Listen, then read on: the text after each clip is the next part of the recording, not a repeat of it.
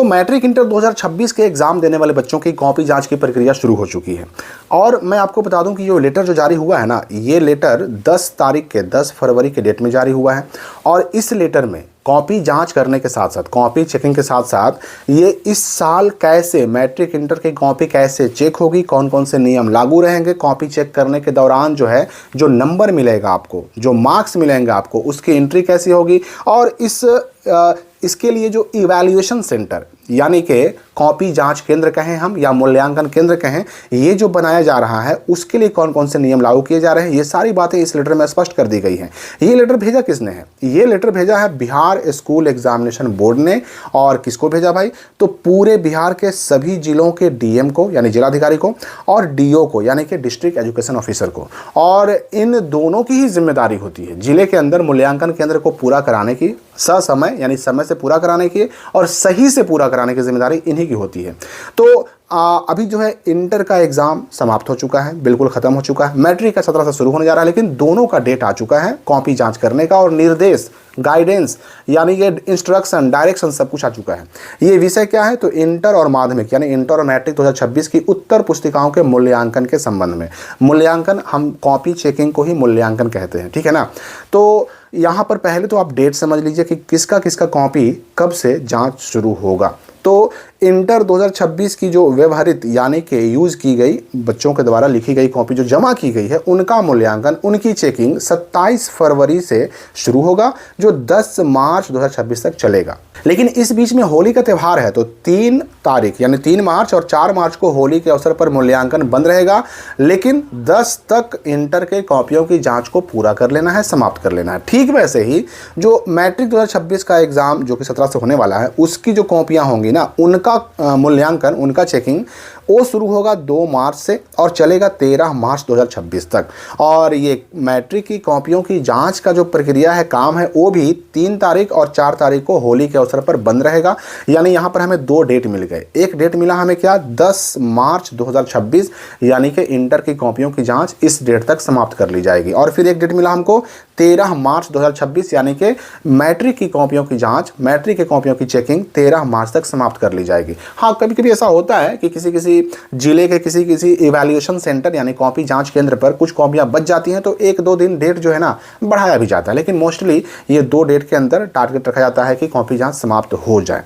अब ये 2 डेट मार्च का जो देख रहे हैं आप, 10 मार्च और 13 मार्च, तो पहले इंटर का एग्जाम होता है, तो पहले इंटर की कॉपी की जांच भी शुरू होती है और पहले ये खत्म भी होता है। उसके बाद मैट्रिक एग्जाम होता है, तो मैट्रिक की कॉपी जांच उसके बाद शुरू होता है और उसके बाद खत्म भी होता है। रिजल्ट भी पहले आता है, तो इंटर का पहले आता है और मैट्रिक का उसके बाद आता है। तो मार्च में ही रिजल्ट जारी करने की दिशा में ये स्टेप उठा लिया गया और इसके लिए पूरा दिशा निर्देश, इंस्ट्रक्शन, गाइडलाइन, ये सब कुछ जारी कर दिया गया है। किसके लिए? तो कॉपी जांच करने वाले टीचर्स के लिए, शिक्षकों के लिए। और इसके लिए कहा गया कि इंटर चाहे मैट्रिक दोनों, ये जो कॉपी जांच में लगे हुए टीचर हैं ना, चाहे परीक्षक हो, शिक्षक हो, अन्य कर्मी हो, वो अपने मूल्यांकन केंद्र में जहां जिस जगह पर उनकी ड्यूटी लगाई गई है, वहां पर एक दिन पहले ही जो है ना वो योगदान करेंगे, ज्वाइन करेंगे और अगले दिन से अपना मूल्यांकन यानी कि कॉपी जांच शुरू कर देंगे।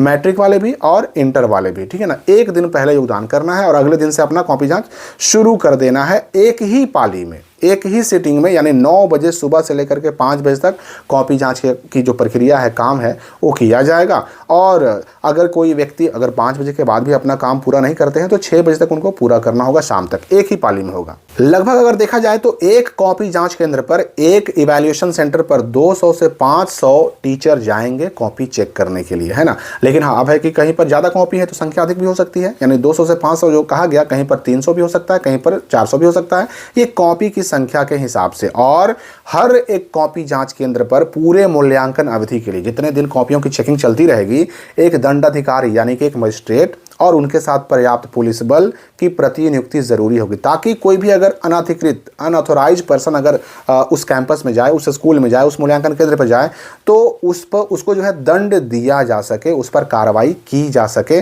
और इसके लिए सभी कॉपी जांच केंद्रों पर धारा 163 लागू कर दी गई है। यहाँ पर यह भी कहा गया है कि मूल्यांकन केंद्र के बाहर मतलब एंट्री गेट पर, बरामदे में मूल्यांकन कक्ष यानी जहाँ जिस रूम के अंदर टीचर बैठकर कॉपी चेक करेंगे वहाँ, वज्रगृह यानी जहाँ पर कॉपी रखी रहती है वहाँ, ये सारी जगहों पर सीसीटीवी कैमरे लगाए जाएंगे। और ये विशेष ध्यान देना है, विशेष रूप से सीसीटीवी कैमरा लगाने में ये विशेष ध्यान देना है कि जहाँ पर टीचर बैठकर कॉपी जाँच करेंगे सीसीटीवी कैमरे इस प्रकार लगाए जाएंगे कि उनमें मूल्यांकन कार्य में जो लगे हुए टीचर हैं, चाहे वो प्रधान परीक्षक यानी कि हेड एग्जामिनर हो या फिर सह परीक्षक यानी को एग्जामिनर हो आदि, इन सारे व्यक्तियों की गतिविधियां, इनकी एक्टिविटीज तो कैमरे की नज़र में रहे, लेकिन उत्तर पुस्तिकाओं के चेकिंग में, मूल्यांकन के में वो कितने नंबर दे रहे हैं, बच्चों को कितने मार्क्स दे रहे हैं, या फिर जो बच्चों की कॉपियों में जो बारकोड चिपका हुआ है वो सारी चीज़ें कैमरे में कैद ना हो सके। ठीक है ना, यानी टीचर्स वो कैमरे की निगाह में रहे पर नंबर कितना दे रहे हैं, कॉपी जांच करना है मार्क्स कितना दे रहे हैं या स्टिकर क्या है बच्चे की कॉपी में, वो कैमरे में ना सके, इस बात का ध्यान रखना है कैमरा लगाने में। और ये कैमरा सिर्फ लगेगा नहीं, जितने भी बिहार के मूल्यांकन केंद्र हैं ना, जहाँ जहाँ टीचर बैठे कॉपी चेक करेंगे, उन सारे सीसीटीवी कैमरों का लाइव प्रसारण होगा, लाइव देखते रहेंगे पटना में बैठे हुए नियंत्रण कक्ष में लोग, अधिकारी, बिहार बोर्ड के अधिकारी, यानी कंट्रोल रूम से बैठ करके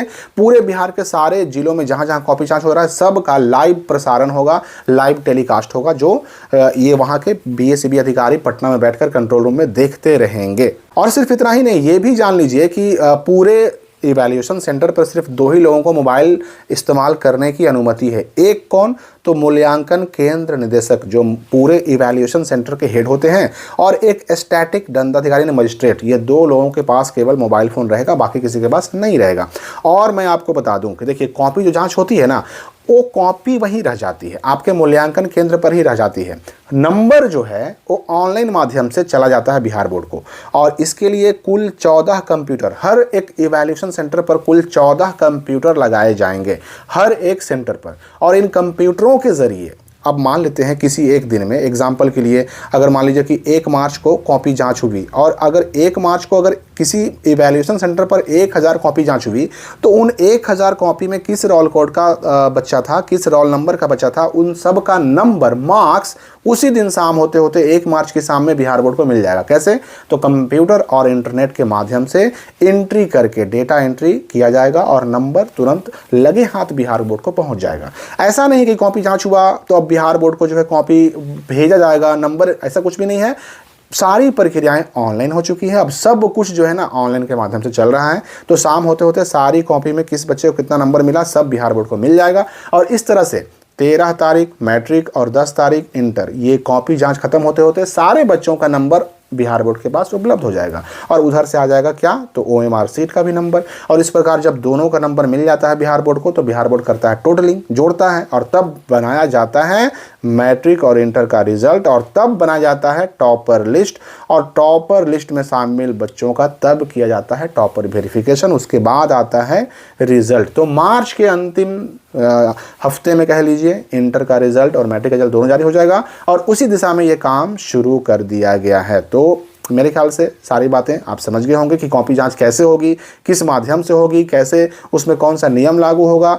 और भी अगर कोई डाउट आपके मन में हो तो कमेंट में पूछ सकते हैं। हम मिलेंगे अगली वीडियो में नए अपडेट के साथ।